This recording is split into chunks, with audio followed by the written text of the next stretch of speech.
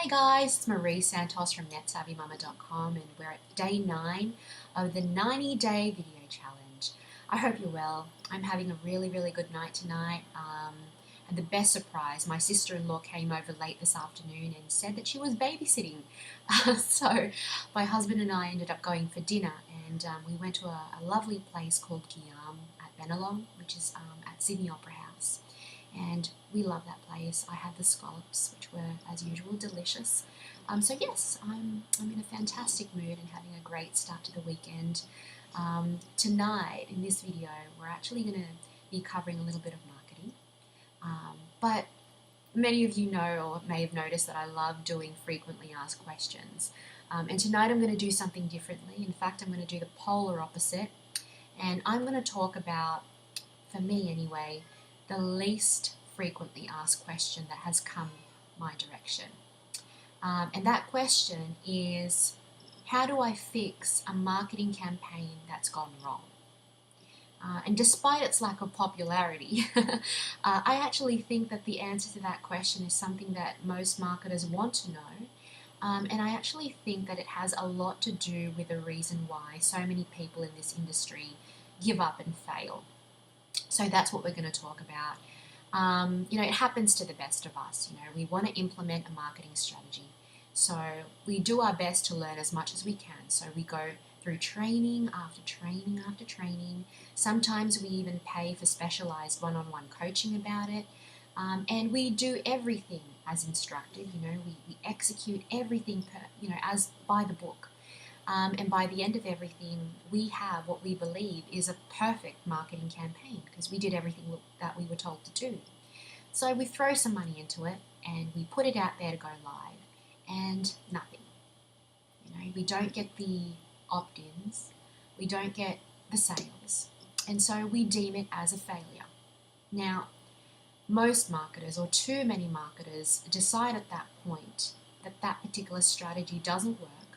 And what they do is they then jump onto a new strategy and they do the same thing. They learn about it, they do everything that they're told to do to make a perfect campaign, throw money at it, put it out there, and then it fails. And they repeat the cycle until such time they decide, you know what, this internet marketing thing is a load of BS. It doesn't work. You can't make money online. And so what they do is then they give up and they fail. Which is a real shame because in my personal experience and according to the large number of people out there who have been extremely successful with it, internet marketing can make you crazy successful. But it's a matter of being patient and executing your marketing strategy right and giving it a chance to work, rather than just deciding at first instance that it doesn't work after you've seen a little bit of, failure. So what I'm actually going to share today is something that I hope will help those people who have had that happen to them. I'm going to share with you guys the 3 things that I take into consideration when I come across a marketing campaign that hasn't worked for me. And there are lots of things that can contribute towards a successful campaign, but I believe these 3 that I'm going to talk about tonight, are usually the ones that are important. So the first thing is the headline. So to fix the headline, and the headline is important because it's obviously the highlight in most cases of any ad. It's the ad that sells the ad. Sometimes, or in most cases actually, it's the only thing that a prospect looks at before they decide whether they want to know more about that ad.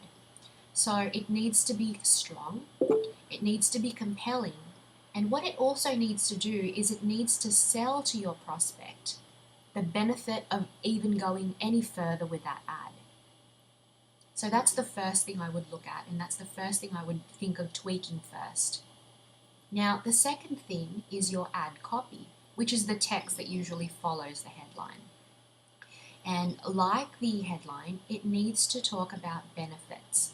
I mean, have you ever come across those ads where they sort of just ramble on and on and on and on, and then by the time they get to the point, they just talk about the features of the product? That's not the kind of ad copy you want. You want ad copy that's straight to the point and that sells them the benefit. In marketing, it's always about what's in it for your prospect. And if you're able to highlight the benefits instead of the features, automatically there's going to be an improvement in the efficacy of that campaign. The third thing is the call to action. And I think that most marketers actually are aware of the importance of having a call to action. But in most cases, they use a call to action that is a little bit boring. A very commonly used call to action is click here. And I'm not saying that click here doesn't work. I use that, and that works. But if you've got a campaign that you want to improve, then I think making a call to action a little bit more exciting will probably improve the efficacy of the ad. So let's say, for example, you're selling a product that is, meant to save someone time, and your call to action is click here.